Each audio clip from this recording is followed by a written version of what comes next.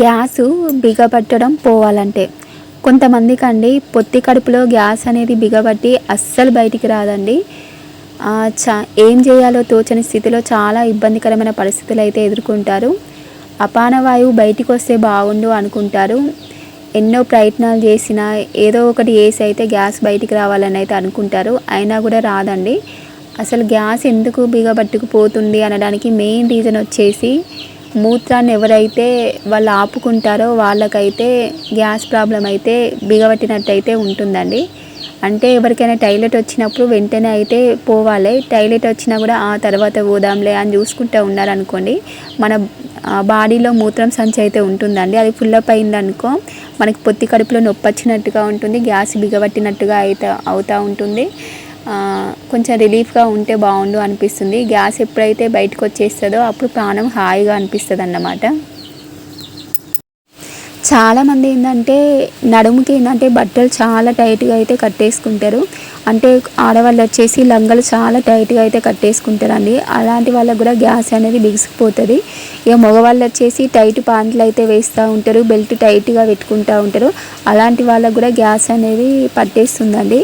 ఎందుకు అంటే మలం అనేది మలద్వారం గుండా వచ్చేసి అది మధ్యలోనే స్ట్రక్ అయిపోతుంది, కిందికి రాకుండా. అలా స్ట్రక్ అవ్వడం వలన ఏంటి అంటే మనం ఈ ఛాతీలో కానీ లేకపోతే పొట్టలో కానీ తేనుపు రూపంలో గ్యాస్ వదలాలన్నా కూడా వదలలేమండి. మనం తేనుపు రూపంలోనే ట్రై చేసి వదిలేద్దాం అనుకుంటే అది మనతో కాదు, గ్యాస్ అయితే పట్టేసినట్టు అయితే అవుతుంది. అలా గ్యాస్ పట్టేసినప్పుడు గ్యాస్ ఫ్రీగా పోవాలంటే ఏం చేయాలో ఇప్పుడైతే తెలుసుకుందాం. చిట్కాలండి. ముందుగా బెల్ట్ కానీ మనం ఏదైతే టైట్గా ఉంచుకున్నామో దాన్ని కొంచెం వదులుగా అయితే చేసుకోవాలి. మనకి టాయిలెట్ వచ్చినా రాకున్నా మనం టాయిలెట్కి అయితే వెళ్ళి చేయడానికైతే ట్రై చేయాలి. ఆ టైంలో కొంత గ్యాస్ అనేది రిలీజ్ అయితే అవుతుంది. లేదా వజ్రాసనంలో అయితే కూర్చోవాలండి. వజ్రాసనం అంటే ఏంటంటే 2 కాళ్ళు మన మోకాళ్ళ పైన ఎలా కూర్చుంటామో ఆ మోకాళ్ళ పైన కూర్చున్నట్టుగానే కింద కూర్చోవాలి. నడుము అనేది స్ట్రైట్గా ఉంచాలండి, అంటే నిటారుగా ఉంచాలి. అలా ఉంచడం వలన కూడా గ్యాస్ అనేది రిలీజ్ అవుతుంది. ఇంకా మన కడుపులో కానీ ఛాతీలో కానీ గ్యాస్ బిగబట్టేసినట్టు అనిపించింది అనుకోండి, దీర్ఘ శ్వాసలు తీసుకుంటూ వదలాలండి.